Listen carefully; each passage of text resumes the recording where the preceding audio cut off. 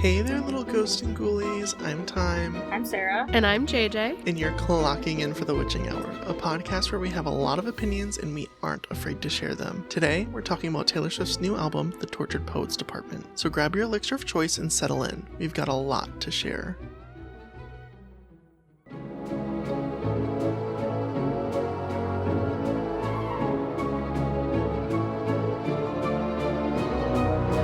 I need to just say it out front, okay? And some of you may stop listening. I am a notorious Taylor Swift hater, okay? But it's fine because JJ is a Swiftie. I am so a we're Swiftie. balanced. And I love Thyme in spite of her deficiencies as a human being and taste of music. Wow. And then Sarah is our neutral party. Yes. Sarah's here for a good time and not to start any drama. Our mediator, if you will. There may be blood in this episode. So Bad blood. good thing it's audio only. No way. No way you just did that to me. Sure did. Already?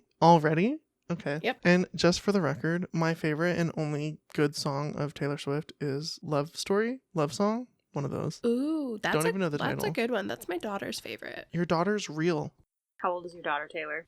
She's 6. And she's Yeah. correct. She has Mhm. great and informed opinions. It's the best song from her whole discography. And I'm including Cardigan in that. Hot take, Cardigan's one of my least favorite Taylor Swift songs. I might get disowned. I might be kicked out Maybe of the you're Swiftie club real for that. after all. Maybe you're on my side after all. We'll find out. We'll find out. So, what we're doing today, why are we talking about Taylor Swift on a book podcast? Here's what we're doing. The Tortured Poets Department has a whole lot of references to literature. And by the way, only a couple references to poetry. Interesting. Mm-hmm. Interesting. I just think that's fun. And I also think it's a lie. And I do think it is, what's it called? When you advertise but you're lying. False advertising? False advertising. Yeah. It's false advertising. I know things about literature and I just don't know English. It's fine. So what I wanted to do was go through the track list and talk about all of the songs that had obvious or pointable references. Mhm. Okay? That's what we're going to do. I'm here But for it. before we get into that, I want to dish on some hot takes. And these are going to be Taylor Swift specific hot takes. And I'm excited. I want to know everyone's favorite song on this album. Okay, my hot take is that I've never listened to the album. Hell yeah. And I wish I was you. Oh, I love it. Oh. And I wish I was you. 'Cause it- Wait, are there any songs that I might have heard by accident? It depends how much you have Swiftie sound content on your TikTok. I feel like it gets in there whether I want it to or not. Because you probably... I can tell you what song I hate, which is not from this album, but I really hate Cruel Summer. Ooh, that never is... even heard of that. It makes me... Okay, I hear it on the radio all the time, and let me tell you why I hate it. It's because in the chorus, she rhymes summer with ooh, whoa, which is not a word. Yeah. And I have a real problem with that. And when I was complaining about this to one of my friends who is a Swiftie, she was like, but it's the hook. And I'm like, I don't care. She literally just didn't write words for half of the chorus, and I'm not okay with that. Cruel Summer, wow. It's the other way around. Ooh, whoa. It's a cruel summer. Oh, I hate that. What is that? Yeah. Oh, I hate that. That's nothing. I will say... Yeah. It makes me angry. I will say that the bridge of Cruel Summer is one of her bridges that goes the hardest. I'm drunk in the back of the car. Unfortunately, I have to listen so to this, and good. I'm mad that I'm going to walk away and listen to a Taylor Swift song. Really hate that for me. Hate that journey for me. I'll say this, and JJ, I know you disagree. The best song on this album is Florida! Exclamation point, exclamation point, exclamation point, featuring Florence and the Machine. And let me tell you why. Because Florence is here. Because Florence swooped in and saved the day. And otherwise, it'd be just like every other song on the album. Okay, so I will say, because I hate Florida. I hate that it's a Taylor Swift song because it is very Florence and the Machine, the booming drums and everything. If it were just a Florence song, I would so love it, but her voice is so it's like a weird cognitive dissonance for me. The two of them together in a song, it doesn't make sense. Right. I have a favorite song on the Tortured Poets, and then I also have a favorite on the anthology section of it. My favorite one is probably Down Bad because I don't know if I should cry or twerk. Like, it's just like, it's so good. But like, when you're listening to it, it's like, should I be crying right now? Should I be grinding right now? Like, what level of down bad am I? Well, listen, Great question. I'll tell you, I was crying during Down Bad, but for very different reasons. My eardrums were bleeding. I do think Yeah. Down Bad was not my favorite song the first go around. I don't remember what it was, but it was kind of one where I was like, oh, I'll skip it over. And now it's my favorite on that section. And then on the anthology, The Black Dog is my favorite. But because there are like additional layers, like literarily, to what a black dog means. And I was impressed with that. I don't like So High School. I will say that. That's my hot take, is that So High School. Travis Kelce didn't need that song. I really didn't I like that. don't want to know that he touched you while his boys played Grand Theft Auto. Like, are we in 9th grade? Like, what the fuck? Yeah, it's So High School. Yeah, but That's like his the point, Travis isn't it? Kelce, you're telling me yeah, Travis but- Kelce plays Grand Theft Auto with his boys, and then he like takes a break and for he's sure. like, hey Yeah. Tay, like, no. The man has 3 brain cells left. He is Yeah. effectively still Well, in but high Daddy, school, she I loves think, him. in his brain. Oh my god. Yeah, so I just looked up the songs that are on this album, and I can confirm I have heard 2 lines from Okay. the album. Not songs, Oh lines. yeah. And I think they're both very funny. So one, who's afraid of little old me? You should be, ma'am. Who do you think you are? That's It on is, this yeah. list, by the way. I think that's goofy as It is. hell. And then also, you wouldn't last an hour in the asylum where they raised me. I beg your pardon. You wouldn't last an hour in your millionaire parents' suburban home. I think I would. As a matter of fact, I think Can I add would. on to this? Please. Because there's a lyric that just fucking, it kills me. It's so funny. I don't remember exactly what it is. JJ, you can Okay. correct me probably. It's about like, I wish I could go back to the 1830s, but Yeah. without the racists. Yeah, she wishes that she That's could go wild. back. She said to that? She said like, that. To be fair, I have not listened to that song too much because it's like one of my least favorite songs. It's called I Hate It Here. And she would go back to like Yeah. the 1830s but like without racists and arranged marriage. And we'll get into the reference in that one because it does speak to that line. There are a couple songs that aren't on my list because this album is like 39 songs long or something. And we're not, this isn't, no. Listen, before we get into it, if we're still talking hot takes. Yeah, always. As much as I really enjoy this album from like a depressed girly, like dark literature lover mindset, like that whole like dark academia aesthetic, the fact that a majority of this album is written about Maddie freaking Healy, who she dated for like less than a second, like, excuse me, no, goodbye. I refuse to like acknowledge that. Here's my thing. Hot take. I don't think it's necessarily a bad thing that her fans said, hey, maybe don't date this racist misogynist who has really weird worldviews. And this is a genuine hot take, and I will be flamed for this, and that's fine. I can take it, I swear. The people who are like, you guys just sat there and bullied her. You're in her business. She's allowed to date whoever she wants. Correct. However, she's shoving it down my throat. Why do I know who she's dating? I'm not a Swiftie. I hate Taylor Swift. Why do I know who she's dating? I think that's fair. It should not be my think that's business. fair. Why do I know that she dated Maddie Healy? Why do I know that she's dating Travis fucking Kelce? I don't even know who that is. Why do I know who that is now? But I he don't loves watch Grand football. Theft Auto. And me too, but I didn't need to know that's that where it either. ends. That's where the similarities end. I feel like for her to react to the valid criticism of, okay, if you're going to choose to make your dating life public, then you can't be dating a monster. And for her to be like, you know what? Isn't Nicki Minaj? What? What about Nicki Minaj? What about Miss Nicki? Isn't she dating A like pedophile? A pedophile? Yeah. Married to Yeah. one, I think. Yeah. Crazy stuff. I think it's crazy. Well, my point is, she didn't let that stop her. She didn't let being a public figure stop her from No. making bad No, choices. she did not. Well, and I will say that there So are I'm with moments Taylor where Swift. I am listening to this and I'm like, Taylor, like you and I are nearly the same age. Why are we giving like pick me energy right now? That's what's killing me. That's what's killing me. Is that okay?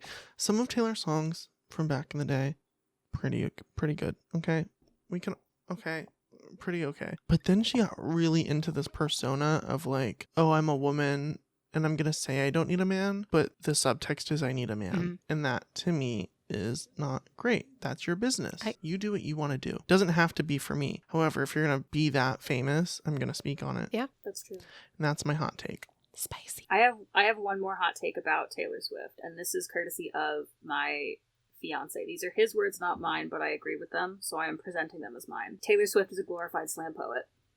I think that her lyricism is strong. I think that the words in her songs are good. I think that the musicality is trash. I think that all of her songs sound the same, and it would be better if she just stopped trying to do the song part and just did the poetry part, because she talks through her songs anyway. She doesn't really sing anymore. It's just all one note saying the words at you, which is what slam poetry is. Right. Sort of staying on like the drone note.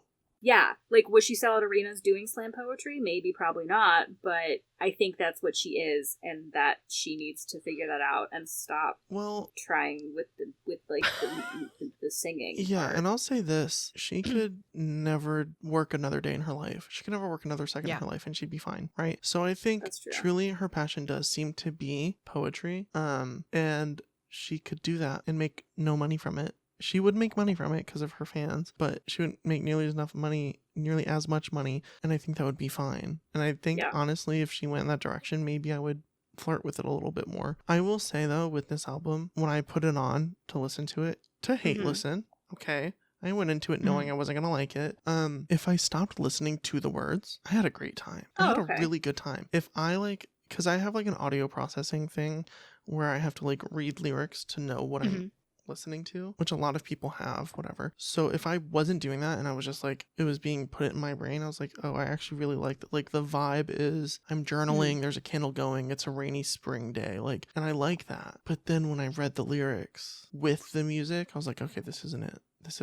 Now that I know what you're saying, it doesn't match this vibe. That's interesting. Because the vibes of the song are deep brooding, and the lyrics are brooding, but they're not deep. They're about a boy. Listen. You know what I mean? And there's deepness to be had with relationships and love and betrayal and breaking up and whatever. And I'm not denying that. I'm not saying that she can't have those songs and whatever. But it's when you're pairing that superficially with a darker aesthetic sound, there's a disconnect there for me. And so if I saw her lyrics as a poem on its own, I'd be like, okay, not for me, but I can respect this because there's some serious thought put into this. And if she released her tracks instrumentally, I'd be like, okay, I can study to this. When you put them together, I don't like it. All of my legit hot takes about Taylor Swift are coming out, I think, because I just don't have anyone to talk to him about, and now I do, because you don't like Taylor Swift. I feel like she's definitely trying to do what Lana Del Rey does, but not as well. I agree.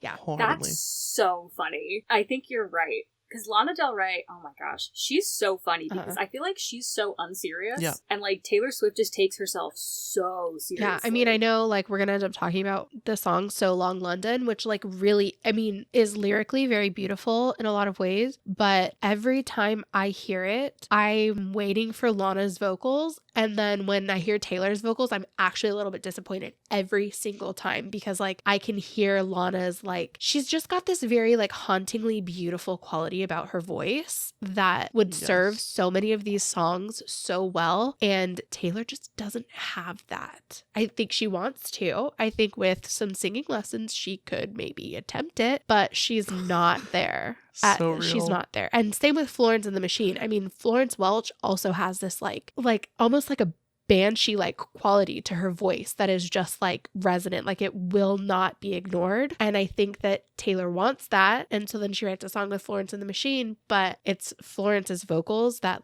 give credence to that song in general. It's not Taylor at all. Absolutely. And I think there's a reason why Florida is the highest ranked song on the album. Because Florence. Mm-hmm.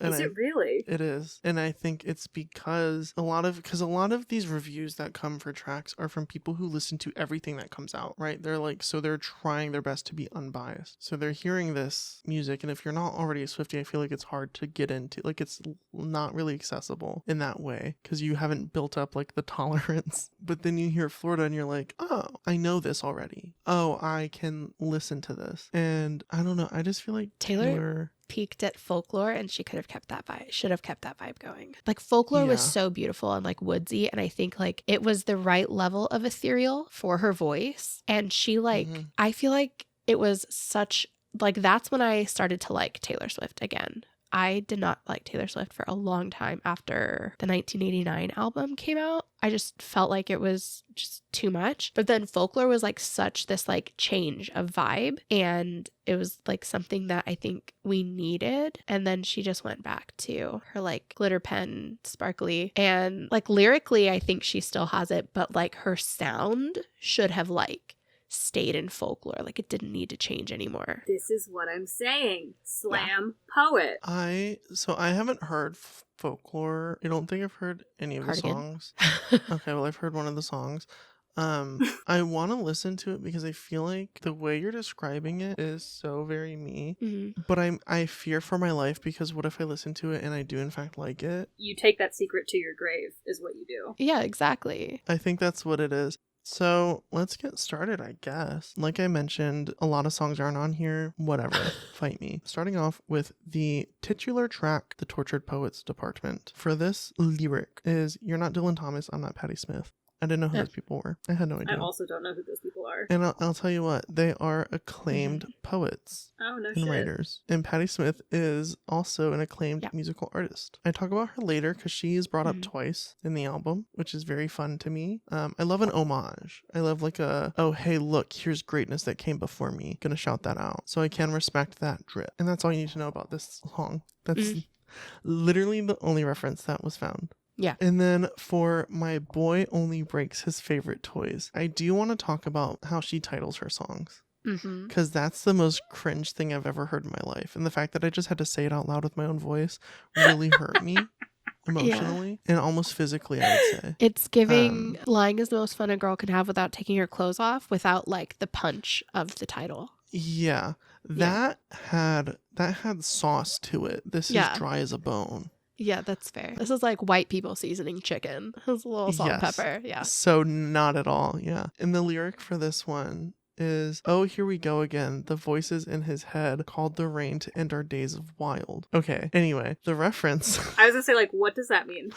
Explain, please. Couldn't tell you. What I can tell you is that it's referencing a poem from my queen, Emily Dickinson, Wild Nights, Wild Nights. And that poem, from what I could garner, is about a relationship that is just, it has you so, like, it's giving the mad and madly in love.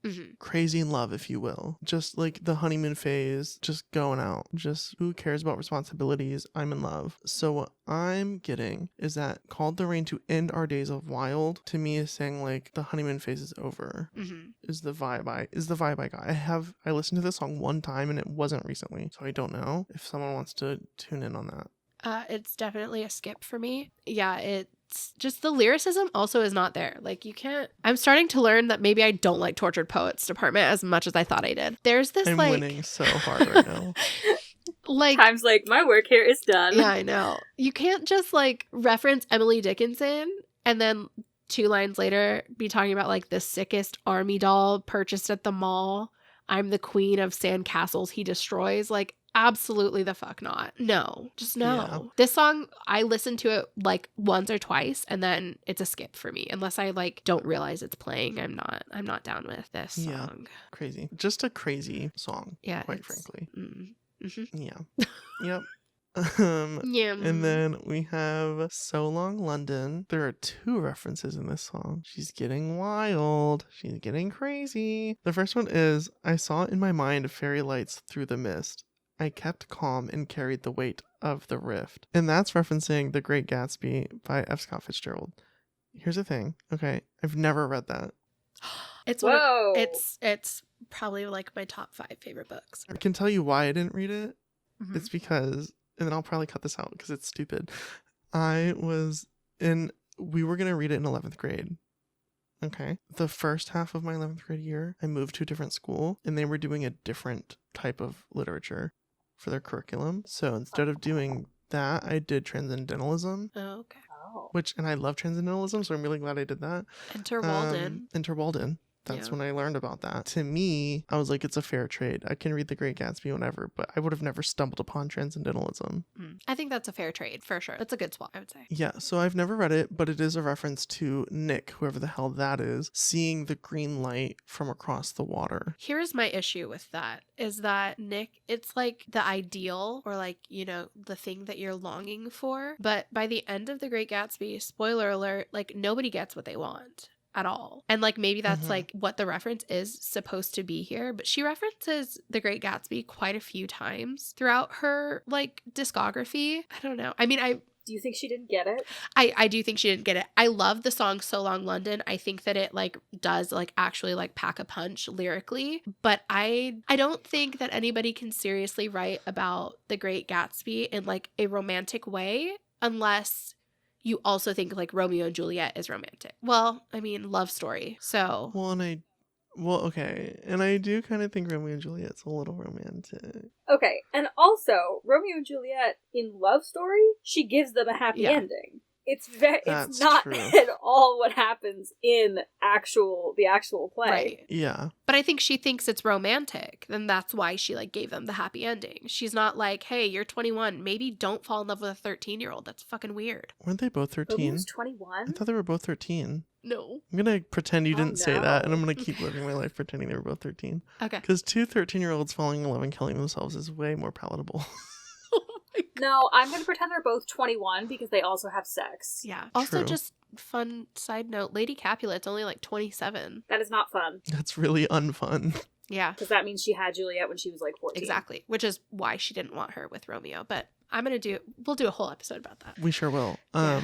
And speaking of Shakespeare, the next reference is, and I do want to say, the lyrics in the song I do really like. Mhm. I will state that for the record before the court. So the lyric is, so how much sad did you think I had? Did you think I had in me? How much tragedy? Okay, I know what I just said, but I do feel like the first chunk of that was giving Sam I Am.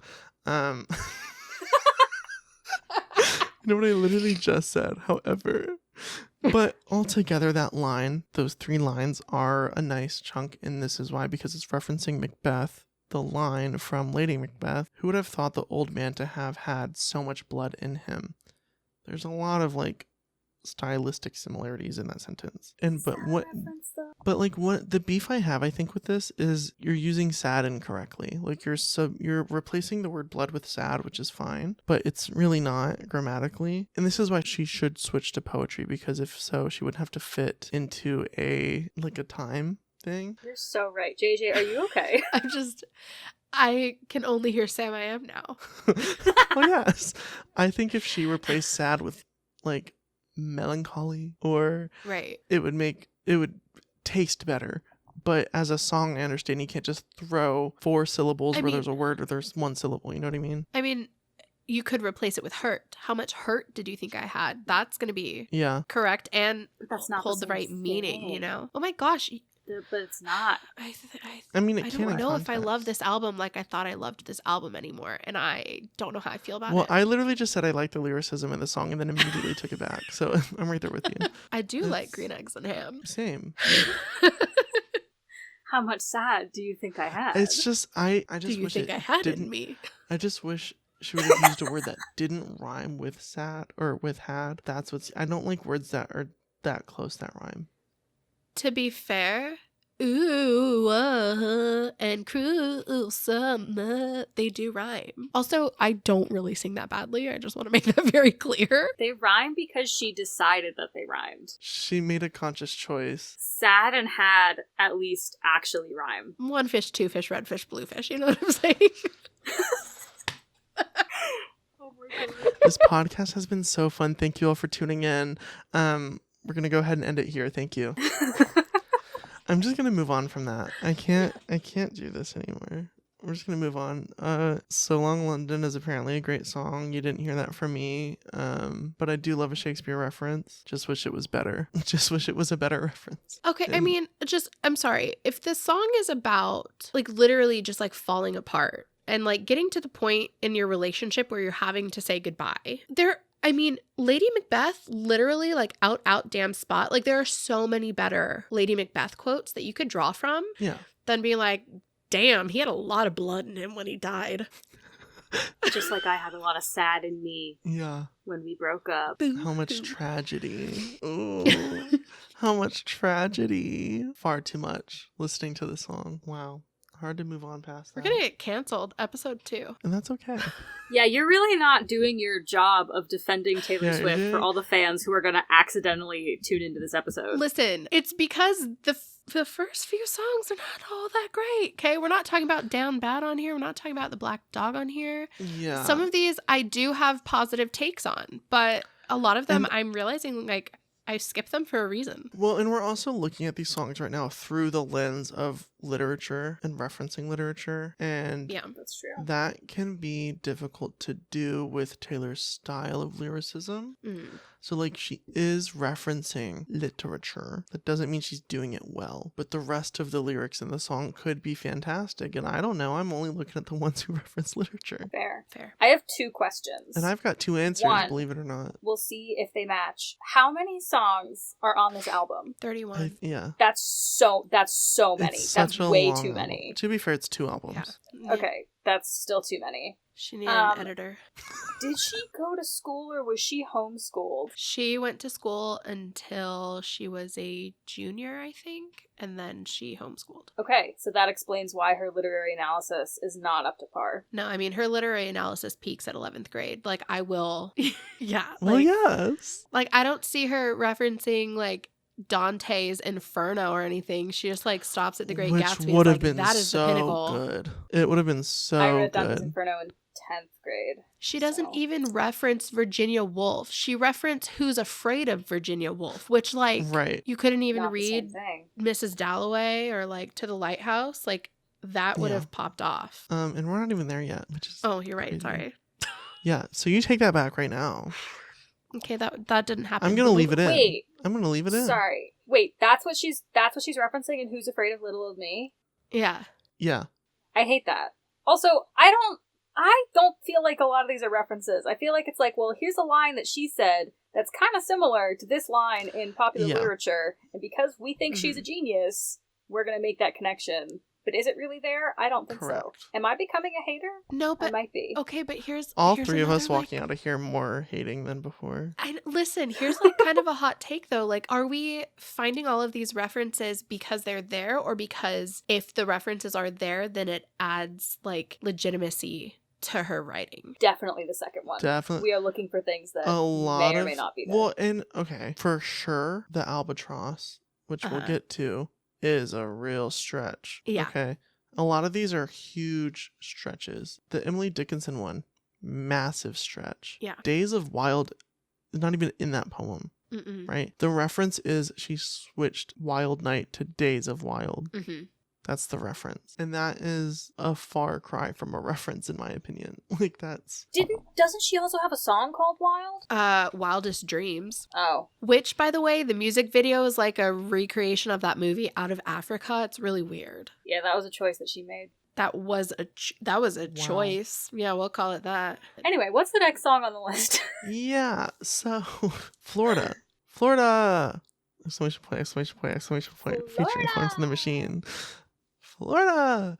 Yeah, you have to say it like that because so- the exclamation points. Right. So there's no lyric that references any work that I saw, or that anyone else saw that I saw.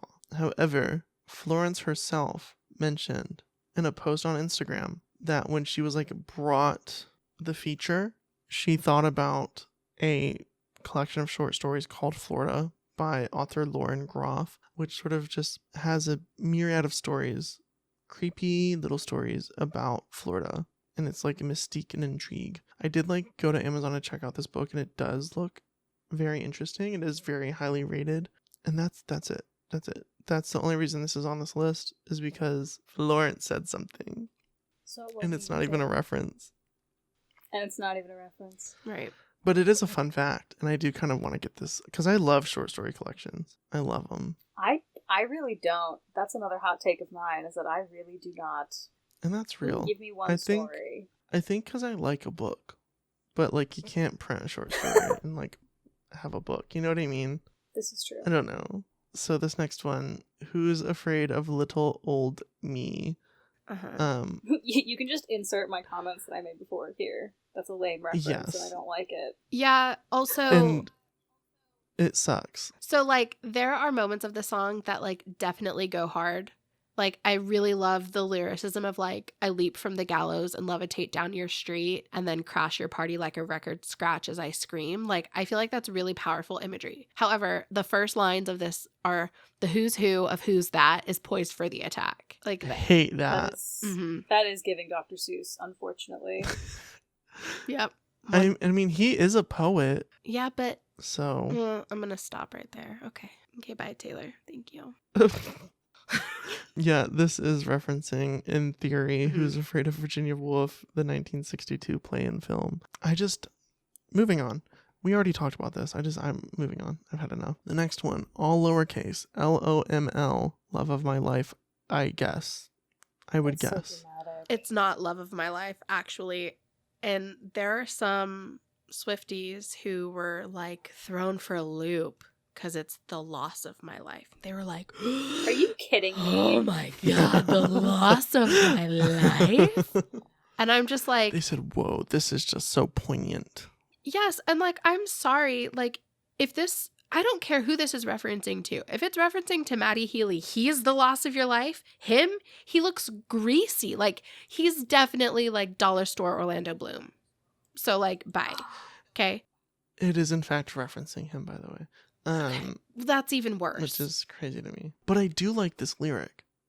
Watch me say that and then immediately take it back. Okay, read it out loud. Okay. She said, we embroidered the memories of the time I was away, stitching we were just kids, babe. Okay. The babe is how I know it's referencing Maddie Healy. It's how I know. British man. Anyway.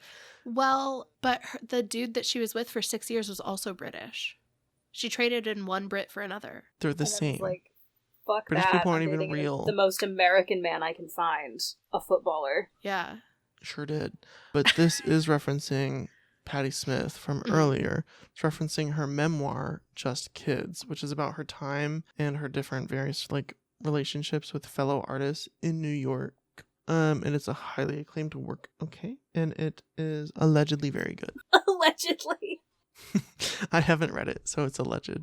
Before this album, I'd never heard of Patti Smith. And then I hear her, like, in this, and then the references and whatever. And then my professor's like, when I was talking to Patti Smith, or my sister was talking to Patti Smith. And I was just like, what is, like, we definitely live in a matrix. Like, what is happening? So I might end up reading it at some point if I just want to see her times and relationships with fellow artists. That sounds very vapid. Like, that sounds like Truman Capote level, like, Swan stuff. And I don't know, maybe I won't read it. Well, to be fair, I wrote that. And I haven't read it. So I'm so like, don't go off of that. Like, if that's what it says like, on Goodreads, I actually, have questions. No. There was no real, like, synopsis, I guess, because it's a memoir. So I just had to, like, scour and pull little pieces of information. It does look interesting. Patti Smith seems like a really interesting woman. She has, like, 7 studio albums. And I'd be interested to hear any of them. Now we're gonna talk about the albatross. Oh God, Romeo and Juliet again. I tell you, I'm so sick of this. No, this is the first time in this album that she does Romeo and Juliet. This album. This okay, album. Spell it out for me, because I don't know what you're talking about yet. Okay, so the albatross. This also has 2 references. The first one is, it's gonna be hard to say this with a straight face. She's the albatross. She is here to destroy you. Okay, cool. It's a whole 2-line couplet right there. And the reference is to Samuel Taylor Coleridge's The Rime of the Ancient Mariner, which is a poem where a sailor kills an albatross and is made to wear the dead bird around his neck as penance for killing, a sign of good fortune. So my thing is that's dumb a little bit. Okay. Tell me more. And I just think it's also maybe stupid. Okay. Some may say. And I would even go as far to say idiotic. Oh. Okay. All right, yeah. And those are my thoughts on that. And I also think she didn't read the poem. Oh, there's no way. There's no way. And And I would garner to say it's not a reference to the poem. I would argue that the symbol of the albatross is kind of already in the cultural Yeah. hive mind. But I do think that's crazy. If you look at an albatross, just so you know, they're not destroying shit. No. They do have the I mean, biggest I wingspan think- of any bird. Don't ask me how I know that, but I do. But you want to know something crazy? Not bigger than mine. I don't think that's true. I didn't say my wingspan's bigger. I said the albatross has the biggest wingspan of I know, any bird. and I said it's not bigger than mine. I think it's more than 6 feet. Google it. Google it. 9.8 feet. All No, right? Smaller They're than mine. very big. And I'm 12 feet tall. Okay. Well, So Are we talking wingspan or wingspan here? You know what I'm saying? shut up. I'm going to get you. And then the other lyric reference combo is a rose by any other name is a scandal. Stop Okay, it. Listen. Yes. Okay, listen. From somebody. Listen, my grandma's name is Rose. Hey, Grandma, how's it going? My grams. And my middle name is Rose. I was named after her. And so, like, that was the bane of my existence. Was like, a rose by any other name. Like, everybody thought that's like a cute pickup line. Whatever. And I think that it, I would also say that this is stupid. I would venture to say this is idiotic. And Yeah. just why? The reference is a line that Juliet says in Romeo and Juliet. What's in a name that which we call a rose by any other name would smell as sweet, right? So saying like, okay, I don't care that you're a Montague, because if you were any other last name, I'd still think you're so hot, okay? And so Taylor's taking that and going, that's so good. That is literature. A rose by any other name is a scandal. No matter what we are, it's a scandal because our fans won't let me rest. I hate that so much. Yeah. So that line specifically, I'm more than certain is her shitting on her fans. Oh, for sure. There's a lot in this album of her shitting on her fans, and I think that there is a point at which, yes, you should hold your fan base accountable for sure. However, it's not on here because there's not a reference to it, but you don't write a song called I Can Do It With a Broken Heart talking about your fans like you're wanting to die while the crowd is chanting more, and then you go on tour like a freaking voyeur and you sing that song waiting for the crowd to chant more while you're singing about like how depressed you are. Like, it's sadistic. It is, and it's like so disgusting because like at the end of the day, your fans are there. You are here because of your fans. And your fans are chanting more because of the dynamic that you have set up for the past 18 years. That's on you. So it's your fault. It's really just crazy to see as someone who's not a Swiftie, like to see the people have legitimate concerns, right? Because she puts everything out there so publicly, and for her to dedicate multiple lines, multiple songs in this album to basically saying like, fuck you for telling me how to live my life, which is her prerogative. That's your business. It's just crazy to me. It's just insane to see. Like, you put everything out there, people said their piece, and a lot of what they said was correct. Morally, ethically, statistically correct. And you were like, but fuck you. Oh, but fuck you. Yeah. Give me your money. Come to my tour anyway, but fuck you. I think that's what rubs me the wrong way about that whole thing, is that it's like, okay, it almost feels like bragging, where she's like, I'm so depressed and you can't even tell. I'm gonna go on tour and sing this song and you're gonna fucking eat it up and pay to watch me do it.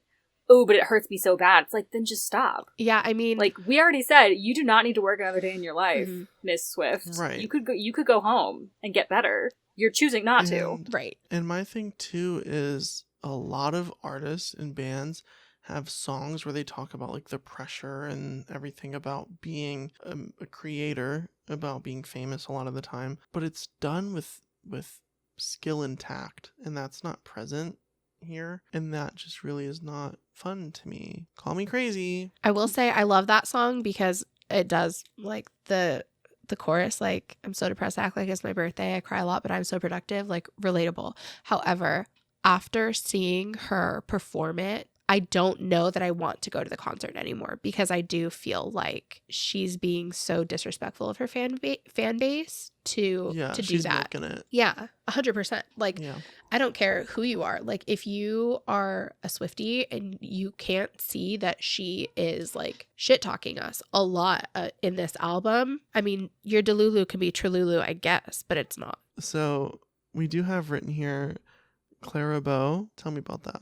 Okay, so this actually does require some context. So Clara Bow was a silent film actress in the 20s and 30s. And then she did like go on to be in a lot of like really great movies later on. And so the song opens up with like, you look like Clara Bow in this light. It's remarkable. But then we shift and it's like, you look like Stevie Nicks in 75 with that hair and lips, or the eyes and lips and whatever. Then how do we close the song? Narcissist Central. We close the song with, you look like Taylor Swift. And like everybody, myself included, listening to the song the first time, I was like, first of all, did she just name drop herself? The hell. Second of all, I have never heard anybody ever compare her to Stevie Nicks, ever. And I am a Stevie Nicks stan. Like, we need to do a Fleetwood Mac episode because, like, I do. Yes, please. And so, like, I feel like it is so incredibly narcissistic. I mean, okay, like, I feel like a lot of musicians are kind of narcissistic because they, like, draw upon their own experience, like totally fine, whatever. But first of all, you're comparing yourself to like one of the greatest silent film actresses of all time. Absolutely not. And then you're comparing yourself to Stevie Nicks. Absolutely not. And then you're comparing yourself to yourself. I've got Absolutely not. Absolutely not. She said Taylor rhymes with Taylor, and like I hate it. I absolutely hate this song. I think that it is so incredibly like self-aggrandizing and self-important. I feel like, yeah, her and Stevie Nicks like have a thing or whatever. Stevie Nicks like wrote a poem for this album, blah, blah, blah. But I still feel like, yeah, Taylor, like you write songs about your exes and then like sing them to other people. Stevie Nicks and Fleetwood Mac wrote songs about their exes and then made their exes sing it to them while making eye contact for decades. So like, Yeah. Fleetwood Mac somehow ran so that Taylor Swift could walk. I hate this song. Yeah. Yeah. You just summed it up perfectly. You just summed it up perfectly. I think I just became not a Swiftie anymore. Like, I think, like... Yeah, you did. I think just with watched it that happen. explanation, like, I don't think I can claim Swiftie anymore. I, like, legit. Like, I'm so proud mad. of you. And I'm so proud of you. Listen, this is what I'll say on the topic. Silver Springs exists. Okay. And any song by Taylor Swift, none of them will ever come even close. Time casts a spell on you so you can't forget me. You'll never get away from the sound of a woman that loves you. Come on. Nothing But- Taylor ever does, nothing anyone ever does, let's be frank, Mm-mm. will come close to that. But for But here's Taylor to even Yeah. insinuate is disrespectful at this point. Like, If I may be controversial and offer an alternate perspective, Ooh. when you just read those lyrics to me, because I have not heard the song, and I had to look up who Clara Bow was, what if it's about being compared to other people and not feeling like any of them, and then at the end, she is truly herself? You look like Taylor Swift because you are Taylor Swift. damn, you got me there. Okay. That's really unfortunate. I can't believe For that me. I'm literally about to argue this with you. I think Sarah and I just switched sides for this song. She says, you look like Taylor Swift in this light. We're loving it. You've got an edge that she never did. Okay, well, I didn't have the full context. No. That's what I'm saying. Like, I'm like giving the full context. Like, Yeah. somehow even saying that made me hate the song even more. Okay, yeah, no, that's fucked, because you can't be like... The roller coaster we're on right now is crazy. We're all switching Wow. to different sides of the triangle. Like, it's Because you can't say, oh, you look like yourself in that light, but you have an edge that she never did. I mean, listen, okay, I could put on my little literary analysis hat and I could be like, oh yeah, because the real her has an edge that none of us have ever seen. She looks like herself on stage, but like a little bit different because what she does on stage is just a persona. But I do still think that talking about yourself that way is redonk. I mean, you go from Clara Bow to Stevie Nicks. Like, I was truly like, oh, I wonder who she's going to, like, reference next. Because, like, those are such big names. And then, you look like Taylor Swift. Yeah, bitch, you are Taylor Swift. Moving on. I need to say something. As someone who, like, I love myself. I love myself so much. Okay. As you should. And it's not narcissism, because I don't think I'm better than other people. I just love me, okay? Just think I'm neat. So with that in mind, if I were to write like a self-aggrandizing song, I would not put other people in there. Like, I wouldn't compare me to anyone else. So true. I would talk about how rad I am in perspective of me, because what she's doing also is sort of inadvertently tearing down those two other women. Yeah. You're so right. When you compare any one person to any other person, someone's gonna come out on top. And it's a Taylor Swift song where she's referencing the edge that she doesn't have or whatever. Clearly, and also Taylor being the last person referenced. If we're working in threes. And also, like, if I were to write a song about myself like that, because I too do quite love myself, I would not compare myself to people who are like shining stars at what they do and like the pinnacle of the example of what they do. Like, I would compare myself to people that I know are less qualified than I am, or maybe very different than I am, because clearly what she's wanting here is sympathy and approval. And she's like kind of one fish, two fish, red fish, blue fishing right now. She's wanting something from her fans that's like transactional. And instead of getting that praise, it's people like, how are you going to compare yourself to Stevie Nicks? And like, we're just supposed to accept it. Like, no, like to do it correctly, I guess, like compare yourself to, I don't know, that lady who sang really badly on American Idol one time. That way people can be like, no, that you're so much better than that, Tay-Tay. Right. Yeah. I think I would honestly just cut the song from the album. 1,000%. I'd cut a lot of the songs from the album.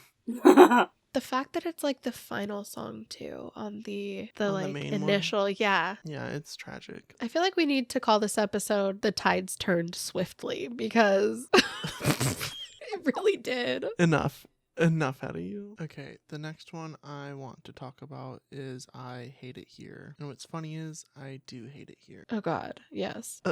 So the lyric is, I hate it here, so I will go to secret gardens in my mind. People need a key to get to. The only one is mine. I read about it in a book when I was a precocious child. Obviously referencing the secret garden. Where is the lyricism?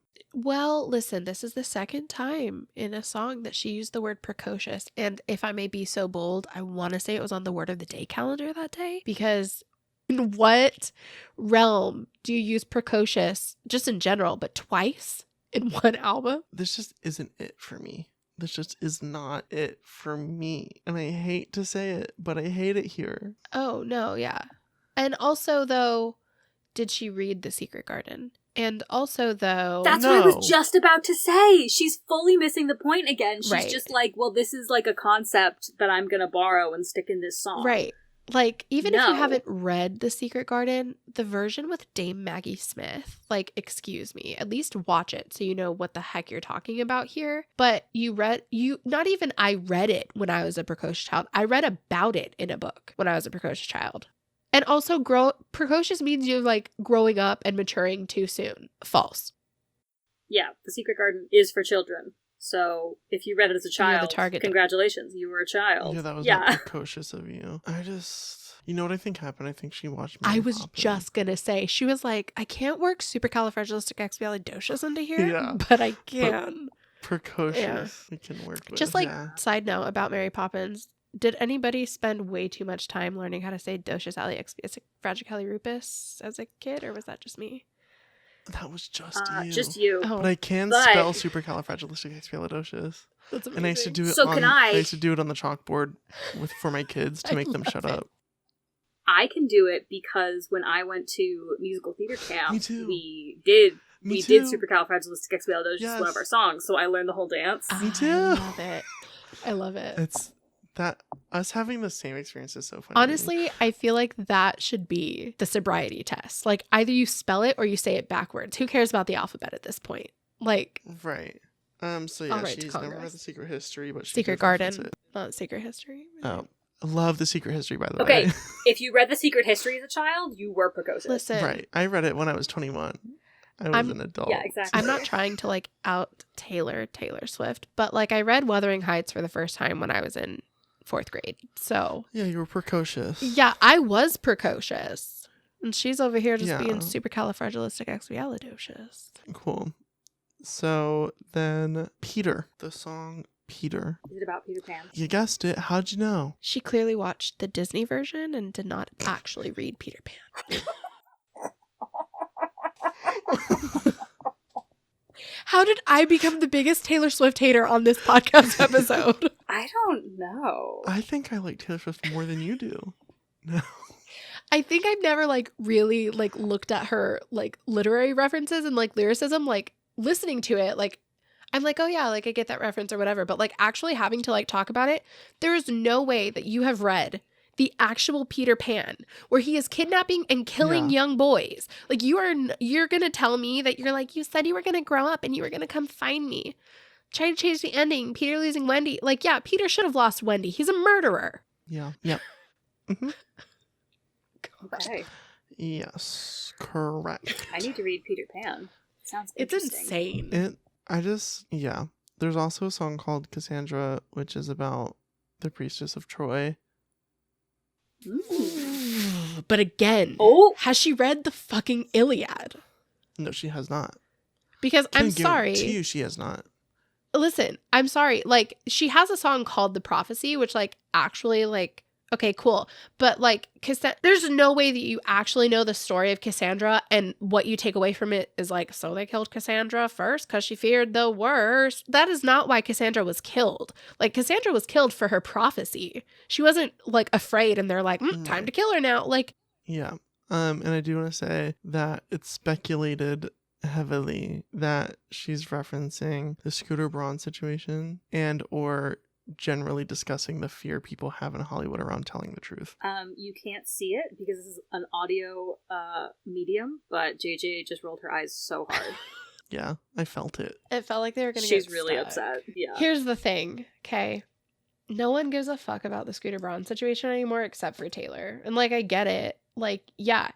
One of the actually, like, truly, in my opinion, shittiest things is that, like, he stole from her, obviously. Like, he owned everything. But, like, her dad financially benefited from it. And so I don't see, like, allegedly. So I don't see her allegedly being pissed off at her dad for getting money from the things. You know what, Scott Swift? Don't even come for me, okay? I'm poor and I have a lot of student debt. So you're not getting anything from me if you sue me for this. But that's my opinion. And yeah, people in Hollywood do have a very strained relationship with the truth. But I think this is a stretch. I think it's her, one, trying to look smart. This whole album is that. Two, trying to appear like an ally to the truth, to the people. Ooh, yeah. I'm not like the rest of Hollywood. I tell the truth. Mm-hmm. That may be true, but let me get that jet. Let me get those logs for that private jet, Miss Swift. And then you try to tell me you're an ally once again. And that's all I have to say on that, personally. Last one, the final song in the anthology, the manuscript. I need to say something. Hated the song. Mm-hmm. Hated it. And I'm really mad because the title, love it. Mm-hmm. Love the title of the song. It's almost like we Mhm. work at a book company. And the lyric is, the professor said to write what you know, which is like a direct quote from Little Women by Louisa May Alcott. The professor in the book did say, write what you know, word for word. So does every single writing professor on the planet. Did she read Correct. Little Women? I No. guaranteed she watches Little Women and is like, yeah, like I resonate with Joe, but like doesn't really understand why she resonates with Joe. She's just like, she's smart and I'm smart and I like Winona Ryder. So like, yeah, I'm Joe and I'm gonna just say that I love Little Women. I resonate with Meg. That's my hot take, is that I'm Meg. So I have something crazy to say. I've been to this house. I've been to Louisa May Alcott's house. Yeah. I've yet to read Little Women. Oh. However, it is next on my list. I swear to God, it's next. It's sitting right there. Excellent. However, I have seen the film. Mhm. Great film. This is not the reference I would make. No, No. I Personally. mean, Joe is a writer. Yeah. If you're talking about the manuscript and you're wanting to reference Little Women, reference Joe. Like, that's who you reference, not Yeah. Professor Blair or whatever, who nobody freaking remembers. Like, why'd you reference a man from Little Women? God, we might even have to have a Seriously. second episode of this because everything that Taylor Swift writes about comes back to being a man or being, male centered. She even has a song called The Man, which I agree with the sentiments of a lot. However, I know that there are classes that are like the feminism of Taylor Swift, and I'm sorry, but where? I did want to say, I don't think we need to do a second episode about this. I don't know if I can handle that, but I did want to give you, JJ, 90 seconds to say nice things about Taylor Swift and or this album, because I do feel like we've been shitting on her for a very long time, and I just feel like it would not be fair to be so one-sided, because we could not cover all the songs in this album. I do not want to cover all the songs in this album. Fair. But there has to be something good here somewhere. I want you to defend your Swiftie status right now. Okay. First of all, Fortnite, Post Malone, High. Yes, absolutely 100%. I feel like Fortnite is probably the most authentic song on this entire album. I feel like it actually visually tells a story, which a lot of her music videos do not do. But that one actually tells like a really cool story. I really love the Victorian aesthetic that she's going for. I don't think it's necessarily like executed well throughout the entire thing, but I do really love the aesthetic that she's going for. The Smallest Man Who Ever Lived is a piece of like beautiful like mastery. There are so many like combinations of like literary vibes with like wartime vibes and like death of the self, which I think is like super cool and super important. About Taylor Swift, she knows a lot about cats, and I saw that on Jimmy Fallon.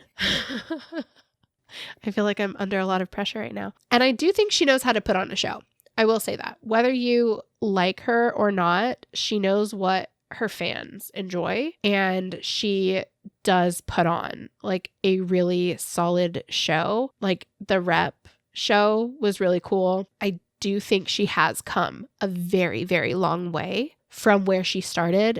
I'm not excited for debut Taylor's version because I feel like she has grown so much from there. We don't need that again. Like just leave Teardrops on My Guitar in the past. But I also do think that she has done a lot for women in terms of not being afraid to say what she thinks, even if it's not necessarily the best thing or the best way all the time. I think that young girls can learn a lot from her in terms of like, maybe it can come off as fake sometimes, but there are moments where she's like, take no prisoners. And I think that young girls, we need more of that. You can also get it from like Michelle Obama, or Hillary Clinton, but Taylor Swift too. Okay. Wow. Yeah.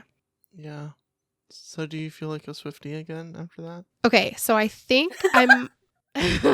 Here's the thing. I don't know. I feel like I have to think on it. Like, I feel like I would have to like really think on it. And like from the angle that we looked at it today, no. Like I can't claim Swiftie status. Can I say something insane? Yes. I hate her less after reading this.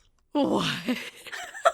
And I'll tell you why. I'm not a Swiftie, swear to God, but she really went for it.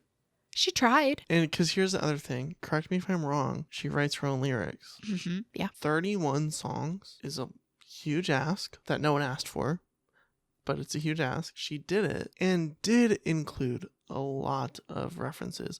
Some of them are more niche than others, but there are some actual references here, and I think did not like listening to them, didn't like how they sounded, didn't like reading them with my own voice. However, there's a lot to be said about someone who just goes for it. And so, even though I really cannot stand that woman, I swear to God, and I hate everyone she's ever dated, she goes for it. And a lot of people don't go for it. And there's a reason why she's a billionaire who can fly a little jet around 20 miles away. That's fair. Yeah. Wow. I think so. Are the scales still kind of balanced? Yeah, because I still don't care. They're balanced. Yeah. I think my opinion has not changed at all. I do think overall the scales have tipped against Taylor because I'm not even close to neutral. Mm-hmm. I'm still. But I mean, like you were like I'm basically 6 feet. You under. were like, no. I was a staunch hater, and now I'm like, okay, well, and then you were a Swiftie, trademark Swiftie, and now you're like, oh God, get me out of here. I hate it here, you know? Yeah. And then Sarah's still just along for the ride. Yep. Take it or leave it. Okay, so just like one last thing, because I'm actually very curious because I think it's a hot. I would say for a Swiftie, it's a hot take, but All Too Well 10-minute version. Do y'all believe the story behind it? Didn't even know there was a story. So the story Same. is that she was rehearsing and she just started playing it, and for 10 minutes, All Too Well is what came out, and that is what it is. And Swifties go hard for it. I think that she's lying through her white, straight, pretty teeth. Yeah, that's crazy. Yeah, absolutely, it's a lie. I don't hate the song. I actually, when All Too Well 10-minute version came out, I was like, I can listen to it. Oh, I go so And I hard did. to it. My husband is like, stop. But you're telling me in 2011 you essentially helped coin the phrase "fuck the patriarchy"? Absolutely not. There's no way. No. Right. No. Taylor Swift? No. Right. So like almost 15 years ago, you were just like, fuck the patriarchy, keychain on the ground. Like, fuck the patriarchy, I want to say didn't even enter like the zeitgeist, I guess, of language until like 2014, I think. That's what I was going to say. So I think it's, if that line wasn't in there, I would probably be more inclined to believe that something like what she's saying happened, but absolutely not. Nope. That's crazy. All I know about All Too Well is that Dylan O'Brien's in the music video, and I love him. It's a really cool music video. That's the only thought I have. Anyway, thank you all so much for clocking in at the Witching Hour, for giving us some of your time on this lovely day. If you want to share your opinions on our opinions, and I know you've got them, I know you have them over there, head over to the Spellbound Publishing House Instagram, let us know, and anything that is important will be in the show note. Thank you all so much for stopping by, and I'll see you at your next shift. Bye. Bye.